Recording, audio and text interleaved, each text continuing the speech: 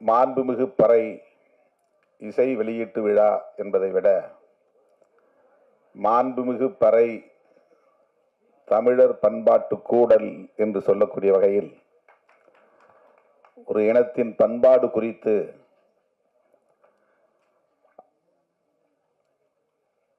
மேடையில் ஒவ்வொருவரும் ஒவ்வொரு கோணத்தில் ஆற்றிய உரை நம்மை ஆழ சிந்திக்க வைத்தது, சிலிர்ப்பூட்டியது. இனி பேசுவதற்கு எதுவும் இல்லை, நன்றி சொல்லி முடிக்கலாம் என்கிற அளவுக்கு அண்ணன் லியோனி அவர்களின் பேச்சும் நம்முடைய தேனிசை தென்றல் அவர்களின் இசையுடன் கூடிய ஒரு இசை உரையும்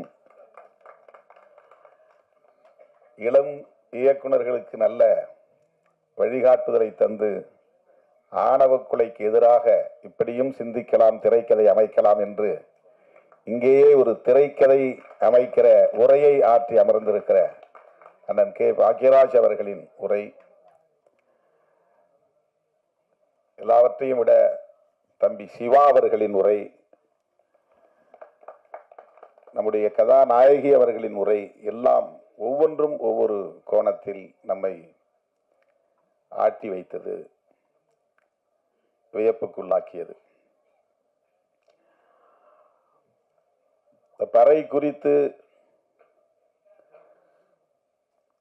நம்முடைய தமிழர் பண்பாடு எவ்வாறு இருந்தது, நாகரிகம் அடைந்தது என்ற உரையாக இது அமைந்தது. ஒவ்வொருவரும் ஆற்றிய உரைகள். பறை என்பது இன்றைக்கு ஒரு இழிவான சொல்லாக மாறி இருக்கிறது.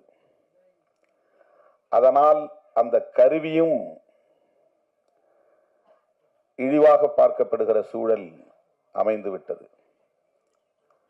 அந்த கருவியால் ஒரு இனம்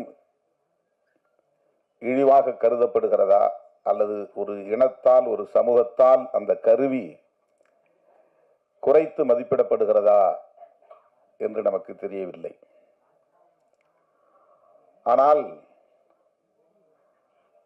இது ஆதி சிவன் அடித்த பறை என்று கவிஞர் சினேகன் அவர்களின் வரிகளில் அண்ணன் தேனிசை தென்றல் அவர்கள் அமைத்திருக்கிற இந்த பாடல் நம் கவனத்தை ஈர்த்தது. சங்கர்பச்சான் அவர்களின் படத்திலே பறை பறை பறை என்று ஒரு பாடல் ராகவா லாரன்ஸ் அவர்கள் நடித்திருப்பார். அது தமிழகத்தில் ஒரு பெரிய தாக்கத்தை ஏற்படுத்தியது. அதன் பிறகு பறை என்கிற சொல் இழிவானதல்ல, அது மாண்புமிகு என்கிற பெருமைக்குரியது என்கிற வகையிலே இந்த திரைப்படத்திற்கு பெயர் சூட்டியிருப்பது ஒரு துணிச்சலான செயல், போற்றுதலுக்குரிய செயல். இந்த பெயர் சூட்டியதற்கே விருது கொடுக்கலாம், தனியே ஒரு பாராட்டு விழாவை நடத்தலாம். இயக்குனரின் துணிச்சலை, கதை எழுதியவர்களின் துணிச்சலை நான் மனமாற பாராட்டுகிறேன், வாழ்த்துகிறேன்.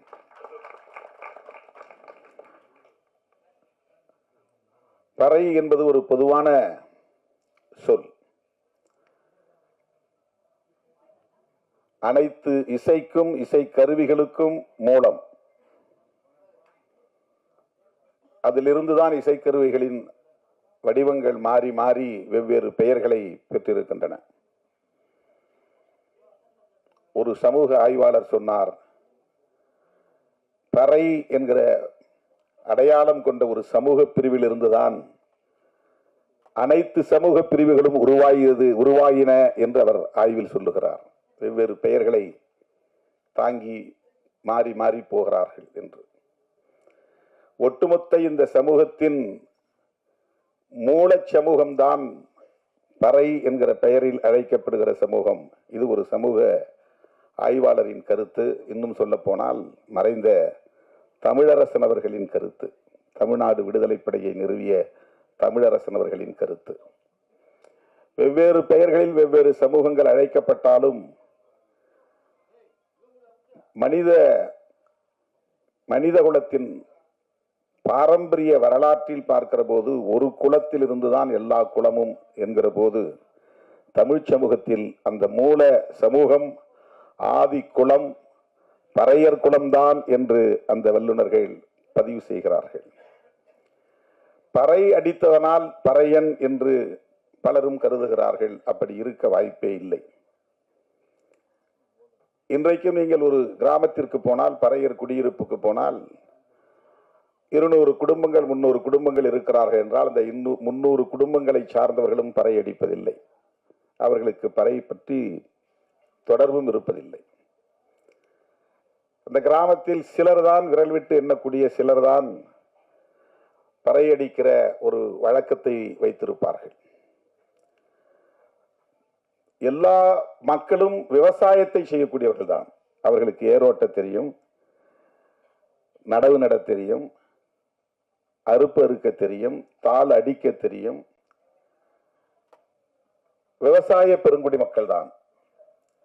அந்த விவசாய பெருங்குடி மக்களை ஒட்டுமொத்தமாக பறையர் என்ற பெயரில் அழைத்து இழிவுபடுத்தி இருப்பதற்கு என்ன காரணமாக இருக்க முடியும்? இது குறித்து பலர் ஆய்வு செய்திருக்கிறார்கள். அதற்கு ஒரே காரணம்தான், இது மூல சமூகம், ஆதி சமூகம். அதிலிருந்து தோன்றுகிற ஒவ்வொரு புதிய சமூகமும் அதிலிருந்து தன்னை தனிமைப்படுத்தி, அந்நியப்படுத்தி, பிரிவுபடுத்தி காட்டிக்கொள்வதற்காக அந்த ஆதி சமூகத்தை இழிவுபடுத்துவதை ஒரு பண்பாடாக இங்கே வளர்த்திருக்கிறார்கள். அப்போதுதான் நாங்கள் அவர்களை விட மேலானவர்கள் என்று சொல்லுகிற அந்த நிலை வளர்ந்திருக்கிறது. இது சமூக ஆய்வாளர்களின் கருத்து. பறை என்பதிலிருந்து பறையன் என்கிற ஒரு சமூகம் உருவாகி இருக்க வாய்ப்பே இல்லை. இது குறித்து பலரும் இப்போது ஆய்வு செய்திருக்கிறார்கள். பரம்பரை என்கிற சொல்லில் வருகிற பறை, இந்த பா ரை, அது இடையினரை, எரள வளர இடையினம் என்கிற இப்படி கொம்பு போட்டு கீழே இழுக்கிற ரை பறை. இந்த வல்லின ரை அல்ல, கசட தபர என்கிற எழுத்துக்களில் வருகிற வல்லின ரை இந்த இசைக்கருவியை குறிக்கும். அந்த பறையன் என்கிற சொல்லில் இருக்கிற எழுத்து இடையின ரகரத்தில் வருகிற ரை என்கிற சொல்லை குறிக்கும், எழுத்தை குறிக்கும். ஏன் என்றால் அதற்கு ஒரு விளக்கம் தருகிறார்கள். பரன் பறை இது இரண்டும் தாய் தந்தை என்று சொல்லுகிற சொல்லோடு வருகிற 7வது தலைமுறையின் பெயர். இந்த தலைமுறை நாம், நமக்கு முந்தைய தலைமுறை தந்தை தாய், அந்த தந்தை தாய்க்கு முந்தைய தலைமுறை பாட்டன் பாட்டி, அந்த பாட்டன் பாட்டியின் தந்தை தாய் பூட்டன் பூட்டி, அந்த பூட்டன் பூட்டியின் தந்தை தாய் ஓட்டன் ஓட்டி, அந்த ஓட்டன் ஓட்டியின் தந்தை தாய் பரன் பறை. இது 7வது தலைமுறை, ஆதிக்குடி. அந்த பரனுக்கும் பறைக்கும் பிறந்தவர்கள் சேயோன் சேயோல், சேயோனுக்கும் சேயோலுக்கும் பிறந்தவள் ஓட்டன் ஓட்டி, ஓட்டனுக்கும் ஓட்டிக்கும் பிறந்தவர்கள் பூட்டன் பூட்டி, பூட்டனுக்கும் பூட்டிக்கும் பிறந்தவர்கள் பாட்டன் பாட்டி, பாட்டனுக்கும் பாட்டிக்கும் பிறந்தவர்கள் தந்தை தாய். இன்றைக்கு நாம் இது 7 தலைமுறை குறிக்கிற ஒரு சொல்லாடல் தமிழிலே உண்டு. அந்த பறையை குறிக்கிற சொல்தான் பறையன் என்கிற பெயராக மாறி இருக்குமே தவிர பறை அடிப்பதனால் இவன் பறையன் என்று ஆகியிருக்க வாய்ப்பே கிடையாது. ஆனால் சமூகத்தால் ஒடுக்கப்பட்டு, அதிகாரம் பறிக்கப்பட்டு, நிலம் பறிக்கப்பட்டு, ஆயுதம் பறிக்கப்பட்டு, எல்லா வகையிலும் ஒடுக்கப்பட்டு அவன் மேலெழ முடியாத அளவுக்கு வீழ்த்தப்பட்ட ஒருவனை பறையன் என்று அழைத்து, அதனால் அவன் பயன்படுத்திய கருவியையும் இழிவாக பார்க்கிற ஒரு நிலை, அவன் பயன்படுத்திய பொருள் என்பதனால் இழிவாக பார்க்கிற நிலை, அவன் பேசுகிற தமிழ் என்பதனாலேயே, இன்னும் தூய தமிழ் சொல்லை பேசக்கூடியவனாக இருக்கிற காரணத்தினாலேயே தமிழ் பேசுவதை அவமானமாக கருதுகிற புதிய தலைமுறை வளர்ந்திருக்கிறது. சாதம் சொன்னாதான் மரியாதை, சோறுன்னு சொன்னா அது சேரியில பேசுற பாஷை. சோறு திங்கிறேன்னு சொன்னா அது என்ன சேரி பையன் மாதிரி பேசுறேன். சேரி என்பது சேர்ந்து வாழும் இடம். பார்ப்பனர்கள் சேர்ந்து வாழுகிற இடம் பார்ப்பன சேரி. அது நடைமுறையிலே இருந்திருக்கிறது. பார்ப்பனர்கள் வாழுகிற இடம் பார்ப்பன சேரி. பல்லர்கள் வாழ்ந்து சேர்ந்து வாழும் இடம் பச்சேரி, பல்லு சேரி பச்சேரி. இடையர்கள் வாழ்ந்து சேர்ந்து வாழுகிற இடம் இடைச்சேரி. எல்லா ஊர்களுக்கும் சேரி என்பது பொதுவான பெயர். ஆனால் அது இன்றைக்கு பறையர்களுக்கு மட்டுமே உரிய பெயராக மாறி நிற்கிறது. தோல் கருவிகள், எல்லா கருவிகளும் பறையிலிருந்து தோன்றியது. மற்ற தோல் கருவிகளுக்கெல்லாம் சமூகத்தில் மரியாதை. ஆனால் அவன் பயன்படுத்துவதனாலேயே அது இழிவான கருவி, இழிவான பொருள் என்று பார்க்கிற ஒரு உளவியல் இங்கே கட்டமைக்கப்பட்டிருக்கிறது. இதைத்தான் மாற்ற வேண்டும். பொது உளவியலில் இந்த இழுக்கு இருக்கிறது, அதை துடைத்தெறிய வேண்டும் என்றுதான் பெரியார் கனவு கண்டார், புரட்சியாளர் அம்பேத்கர் கனவு கண்டார். அதைத்தான் நாம் பேசுகிறோம். அந்த அரசியல் புரிதல் இருப்பதனால்தான் விஜய் சுகுமாரன் இந்த படத்திற்கு மாண்புமிகு பறை என்று பெயர் சூட்டியிருக்கிறார். அண்ணா ரொம்ப அருமையா சொன்னாங்க. நாடோடி மன்னன், நாடோடி என்பவன் ஏதும் இல்லாதவன், மன்னன் என்பவன் ஆட்சி அதிகார பீடத்தில் இருப்பவன். ரெண்டையும் சேர்த்து ஒரு பெயர் வைப்பதை போல மாண்புமிகு என்பது பெருமைக்குரியது, பறை என்பது இழிவானது. இந்த இரண்டையும் இணைத்து மாண்புமிகு பிரதமர் என்று சொல்லுவது போல், மாண்புமிகு முதலமைச்சர் என்று சொல்லுவது போல், பிரதமர் என்கிற இடத்தில் பறையை வைத்த பெருமை இந்த இயக்குனருக்கும் இந்த இயக்க படத்தின் குழுவினருக்கும் உள்ளது. மாண்புமிகு பிரதமர், மாண்புமிகு முதலமைச்சர் என்று சொல்லுவது போல் மாண்புமிகு பறை என்று சொல்லுகிற அந்த துணிச்சல், அது ஒரு அரசியல் புரிதலில் இருந்து மட்டும்தான் செய்ய முடியும். அப்படிப்பட்ட ஒரு படத்தில் தம்பி சிவா போன்றவர்கள் இன்றைக்கு நடித்திருக்கிறார்கள் என்றால் அண்ணன் லியோனி அவர்களிடம் அவர் கற்றுக்கொண்ட அரசியலும் தான் அதற்கு அடிப்படை. சில பேர் இல்லைங்க இந்த படத்தெல்லாம் நடிக்க எனக்கு விருப்பம் இல்லைன்னு சொல்றதுக்கு வாய்ப்பு இருக்கு. சாதியவாத சிந்தனை உள்ளவர்களால் இப்படிப்பட்ட படங்களில் நடிக்க விரும்ப மாட்டார்கள், பெயர் வைப்பதற்கும் உடன்பட மாட்டார்கள். அப்படியே இயக்குனர் பெயர் வைத்தாலும் இந்த படத்தில் நான் முதலாக போய் அறிமுகமாக வேண்டுமா? இப்ப படத்துல முதல் படத்தில் நடிச்சாக்க அந்த படத்துடைய பெயர் சேர்ந்து போகும். சில பேருக்கு பெயர் முன்னெட்டுல சேரும். அப்போ இவருக்கு என்ன முன்னெட்டு வரும்? அவருக்கு ஒரு தயக்கம் வரும். ஆனால் நான் ஒரு பறையனாகவே வாழ வேண்டும், பறை கலைஞனாகவே வாழ வேண்டும் என்று திண்டுக்கல் சக்தி கலைக்குழுவில் போய் நான் ஒரு மாதம் பயிற்சி பெற்றேன் என்று சொல்லுகிற அந்த துணிச்சல். மறைந்த கவிஞர் இன்குலாப் சொல்லுவார், பார்ப்பனியத்தின் கொடூரத்தை உணர நீ பறையனாய் வாழ்ந்து பார் என்று அவர் கவிதை எழுதியிருப்பார். பார்ப்பனியத்தின் கொடூரத்தை உணர நீ பறையனாய் வாழ்ந்து பார் என்று. அவரவர் இருப்பிலிருந்து எல்லாவற்றையும் பார்க்கிறோம். பிறரின் நிலையிலிருந்து அவர்களை புரிந்து கொள்வது என்பது அது ஒரு தனி பயிற்சி. அண்ணன் பாக்கியராஜ் என்ன சொன்னார், எவ்வளவு நகைச்சுவையோடு அது சொன்னார். ஒரு மணி அடிச்சுக்கிட்டே தீபாராதனை காட்டுறதுங்கிறது சாதாரண ஒரு வேலை இல்லை. அதுக்கும் ஒரு ஞானம் வேண்டும், பயிற்சி வேண்டும். சர்வர் வேலை செய்யறதுக்கு ஒரே நேரத்தில் 10 பேர் வருவான், 10 விதமாக ஆர்டர் பண்ணுவான். அதை அனைத்தையும் கேட்டு மனசில் ஞாபகத்தில் வச்சு அதை போய் ஆர்டர் பண்ணி வாங்கிட்டு வந்து எவன் எது கேட்டானோ அவன்கிட்ட கொடுக்கணும். அவனுக்கு தகுந்த மாதிரி பில் போட்டு வாங்கி கொடுக்கணும். இது எவ்வளவு பெரிய பணி தோழர்களே. பறையனாய் வாழ்வது என்பது அவ்வளவு கடினமானதல்ல. நீ மன்னனாய் வாழ்ந்து விட முடியும் இந்த சமூகத்தில், ஒரு பறையனாய் வாழ முடியாது என்பதுதான் இன்குலாப் அவர்களின் அனுபவம். ஒவ்வொரு நாளும் ஒவ்வொரு களத்திலும் அவர்கள் சந்திக்கிற அவமானங்களும் இழிவுகளும் அவமதிப்புகளும் தாங்கிக் கொள்ள முடியாது. திரைப்பட வாய்ப்பு கேட்டு வந்தேன், என்னால் முடியாது என்று என்னை வீட்டுக்கு அனுப்புகிற போது அந்த வீட்டுக்கு போறது எனக்கு பெரிய அவமானமா இருக்கு, திரும்ப போறது. அதனால நான் இங்கேயே வேலை செய்வேன். அந்த ஒரு நிகழ்ச்சியில் அவருக்கு இருக்கிற அந்த ஈகோ அவருடைய மானம் தொடர்பான ஒன்றாக இருக்கிறது. திரைப்படத்தில் வாய்ப்பு கிடைக்கல, நான் திரும்ப போனால் அங்கே ஊரில் இருக்கிற என்ன நினைப்பான், அது எவ்வளோ பெரிய காயத்தை மனசில் ஏற்படுத்தும். எப்படி நம்ம தலை நிமிர்ந்து வாழ முடியும், அங்கே மற்ற இளைஞர்களோட எப்படி அங்கே நடமாட முடியும், அது எனக்கு பெரிய தலைக்குனிவை தரும் அப்படின்னு நினைக்கிறார். இந்த மான உணர்ச்சி ஒவ்வொரு மனிதனுக்கும் உண்டு.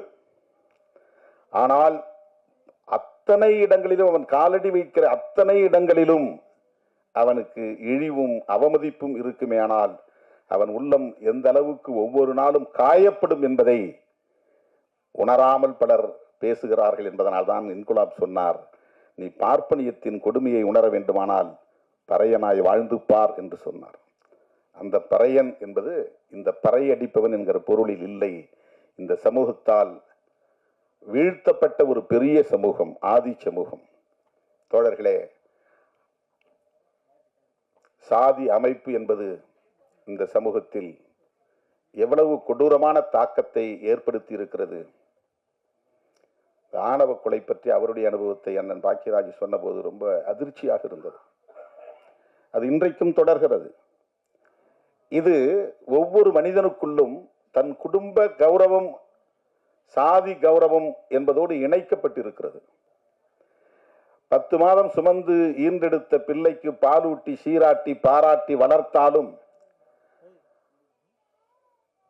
பல கனவுகளோடு அவர்களை கொஞ்சி மகிழ்ந்து வளர்த்தாலும், தன் குடும்ப கௌரவம் பாதிக்கப்படும் என்கிற போது அதற்கு விஷம் கொடுத்து நஞ்சு கொடுத்து கொள்ளக்கூடிய அளவுக்கு அவர்களின் சாதிய உளவியல் இங்கே கட்டமைக்கப்பட்டிருக்கிறது. பெற்ற பிள்ளையை படுகொலை செய்யக்கூடிய அளவுக்கு ஒருவனை உந்தி தள்ளுகிறது என்றால் அது எந்த அளவுக்கு ஒரு பித்துக்குளித்தனமான உளவியல். இதை சாதியவாதிகளால் ஒருபோதும் ஏற்றுக்கொள்ள முடியாது. ஆனால் இதை எதிர்த்து போராட வேண்டும் என்கிற உணர்வு இன்றைக்கு திருமாவளவன் போன்றவர்கள் வந்த பிறகு நிகழ்ந்ததல்ல. 2000 ஆண்டுகளாக இந்த போர் நடந்து கொண்டே இருக்கிறது. சாதி இரண்டொழிய வேறில்லை என்று அவ்வை பாட்டி சொன்னதிலிருந்து, ஆண் சாதி பெண் சாதி ஆக இரு சாதி வீண் சாதி மற்றையெல்லாம் என்று சித்தர் காலத்தில் பாடிய காலத்தில் இருந்து, பிறப்புக்கும் எல்லா உயிர்க்கும் என்று ஐயன் திருவள்ளுவன் 2000 ஆண்டுகளுக்கு முன்பே சொன்னது, இவையெல்லாம் இந்த சாதிய கட்டமைப்பை எதிர்த்து நடத்திய யுத்தத்தின் எச்சங்களவை, பதிவுகள். நாம் இன்னைக்கு புதுசா பேசல. இத ஐயன் திருவள்ளுவனே இந்த சாதி அமைப்பு கூடாது என்ற ஆதங்கத்தை அவர் வெளிப்படுத்தி இருக்கிறார். இது நீண்ட நெடிய ஒரு போராட்டமாக இருக்கிறது. அந்த போராட்டத்தை வெவ்வேறு வடிவங்களில் இன்றைக்கு நாம் மைய நீரோட்டத்தில் இணைக்கிற முயற்சி. இவ்வளவு பெரிய நிகழ்ச்சி, ஒரு திரைப்படத்திற்கான தலைப்பு, ஒவ்வொரு களத்திலும் ஆகச்சிறந்த ஆளுமைகள் வந்து இது குறித்து ஆற்றுகிற உரை, இவையெல்லாம் ஒரு மெயின் ஸ்ட்ரீம் பாலிடிக்ஸ்குள்ள இந்த விஷயங்களை இணைக்கிற பெரிய முயற்சி. இப்படி ஒரு பொதுவெளியில் அனைத்து தரப்பாரும் விவாதிக்கக்கூடிய ஒரு களத்தில் இந்த பொருள் கருப்பொருளாக இன்றைக்கு கையாளப்படுகிறது என்றால் எவ்வளவு ஒரு வேட்கை நமக்குள்ளே இருக்கிறது, தாக்கம் இருக்கிறது, சமத்துவ வேட்கை இருக்கிறது என்பதை இது உணர்த்துகிறது. ஆற்றல் ஒவ்வொரு மனிதனுக்குள்ளும் இருக்கிறது. ஆனால் அது சாதியின் பெயரால் இங்கே நசுக்கப்படுகிறது. அதை தடுப்பதற்காகத்தான் அனைவருக்கும் சமமான வாய்ப்பு வழங்க வேண்டும் என்கிற சமத்துவ கோட்பாட்டை ஒரு அரசியலாக நம்முடைய முன்னோர்கள் தந்தை பெரியார், புரட்சியாளர் அம்பேத்கர் போன்றவர்கள் உயர்த்தி பிடித்தார்கள். அதைத்தான் நாம் இன்றைக்கு எதிரொலித்துக் கொண்டிருக்கிறோம், பிரதிபலித்துக் கொண்டிருக்கிறோம், திரும்ப திரும்ப பேசிக் கொண்டிருக்கிறோம். அது இலக்கியம், கலை இலக்கியம் போன்ற தளங்களில், பண்பாட்டு தளங்களில் இன்னும் இன்னும் ஆழமாக போய் வேரூன்ற வேண்டும். அதற்கு இந்த ஆற்றல், கலை திறன்களை பயன்படுத்துவது. 40 வருடங்களுக்கு முன்பே நம்முடைய கே. பாக்யராஜ் அண்ணன் அவர்கள் படத்தில் இது குறித்தெல்லாம் அவர் விவாதித்திருக்கிறார், சாதியை விமர்சித்திருக்கிறார். திரைப்படங்களில் இன்றைக்கு புதிதாக இது வரவில்லை. திரைப்படங்களில் நீண்ட காலமாகவே இதற்கு எதிரான படைப்புகள் நிறைய வந்திருக்கின்றன. பழைய படங்களில் நிறைய பாடல்கள் கூட இருக்கின்றன. அந்த பாடல்களை எல்லாம் இப்போது எடுத்து சமூக ஊடகங்களில் தோழர்கள் பரப்புகிறார்கள். ஆக இது ஒரு நீண்ட நெடிய போராட்டம். அந்த போராட்டத்திலே திரைக்கலை ஆளுமைகள் தங்களையும் இணைத்துக் கொள்வது, அதற்காக தம்முடைய ஆற்றலை முழுமையாக பயன்படுத்துவது, இதுபோன்ற படைப்புகளை கொண்டு வருவது, இதன் மூலம் சமூகத்தில் ஒரு தாக்கத்தை ஏற்படுத்துவது மிகுந்த மகிழ்ச்சி அளிக்கிறது. விஜய் சுகுமாரன் அவர்களை நெஞ்சார பாராட்டுகிறேன். இந்த திரைப்படத்தில் நடித்திருக்கிற தம்பி சிவா அவர்கள் மிக அற்புதமாக உரையாற்றினார். அவருடைய உரையில் நல்ல ஒரு தெளிவு இருந்தது. அந்த தெளிவு அரசியல் புரிதலாக ஒரு நீண்டகால அரசியல் தொலைநோக்கு பார்வை உள்ளதாக நான் புரிந்து கொள்கிறேன். இது போன்ற கலைஞர்கள் தான் திரைத்துறையை கையில் எடுக்க வேண்டும், பயன்படுத்த வேண்டும். ஏன்னா இப்ப நிறைய பேர் சாதி பெருமை பேசுகிற படங்களையும் இயக்குகிறார்கள், நியாயப்படுத்துகிற இயக்குநர்களும் இருக்கிறார்கள். ஆணவ கொலை அண்ணா கூட அது கருணை கொலை என்று சொன்னால் அது மெர்சி கில்லிங். இது ஆணவ கொலை, தமிழில் கௌரவ கொலைன்னு சொல்லுவாங்க. அதாவது ஹானர் கில்லிங் அப்படிங்கிறத, அதை நம்ம அது ஹானர் இல்லை, கௌரவம் இல்லை, ஆணவத்தால், சாதி ஆணவத்தால் நடத்துகிற கொலை என்று ஆணவ கொலை என்கிறோம். அந்த ஆணவ கொலையை நியாயப்படுத்துகிறார்கள். நமக்கு கவலையாக இருக்கிறது. திரைத்துறையை இப்படிப்பட்ட பிற்போக்கு சக்திகளின் கைகளில் ஒப்படைத்து விடுமோ இந்த சமூகம்? மதவாத அரசியலையும் சாதியவாத அரசியலையும் நியாயப்படுத்துகிற கும்பலின் கைகளில் இந்த துறை சிக்கிக்கொள்ளுமோ என்கிற கவலை இருந்த சூழலில் விஜய் சுகுமார், சிவா போன்ற தோழர்கள் வந்திருக்கிறார்கள். இந்த திரைத்துறையை நாங்கள் முற்போக்கு சிந்தனை களமாக பயன்படுத்துவோம் என்கிற அந்த ஆற்றல் மிக்கவர்களாக இருக்கிறார்கள் என்பதை எண்ணி பெருமைப்படுகிறேன். இந்த திரைப்படத்தில் நாம் முழுமையாக பார்த்தால்தான் என்ன கதை கருப்பொருளாக இருக்கிறது என்பதை அறிந்து கொள்ள முடியும். என்றாலும் கூட இந்த தலைப்பே நம்மை வியக்க வைக்கிறது, ஆழ சிந்திக்க வைக்கிறது. அந்த வகையிலே இது வெற்றி பெற வேண்டும். வெற்றி பெற வைப்பதற்கு தமிழ் சமூகம் முழுமையாக ஒத்துழைக்க வேண்டும். விடுதலை சிறுத்தைகளும் அதற்கு ஒத்துழைப்பாக இருப்போம் என்பதை இந்த நேரத்திலே சொல்லி, எனக்கு இந்த அரிய வாய்ப்பை ஏற்படுத்தி தந்த அண்ணன் லியோனி அவர்களுக்கும், இயக்குனர் விஜய் சுகுமாரன், தம்பி சிவா போன்றவர்களுக்கும் என்னுடைய நெஞ்சார்ந்த நன்றியை தெரிவித்து விடைபெறுகிறேன். நன்றி, வணக்கம்.